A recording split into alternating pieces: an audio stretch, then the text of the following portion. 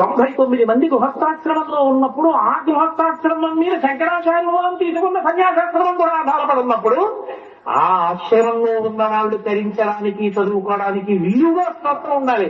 తప్పని చాలా జటిలంగా ఉంటే ఎలా చదువుతారు?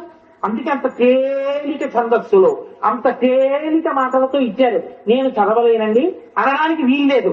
ఏదీ రాకపోయినా నమశివాయ నమశివాయ అనగలవా? కొన్ని మిగిలిన పాదాలు రాకపోతే అదను చాలు. అర్ధనారీశ్వరులు కూర్చున్నారు, ఆ నమస్కారం ఒకటే నీకు వచ్చేస్తుంది ఫలితం. అందుకని మకుటాన్ని మాత్రం నమశివాయ నమశివాయ. ఇద్దరి లక్షణమేమి? మంగళములను ఇవ్వడమే. ఇద్దరి లక్షణమేమి? శుభములను శోభనములను ఇవ్వడమే.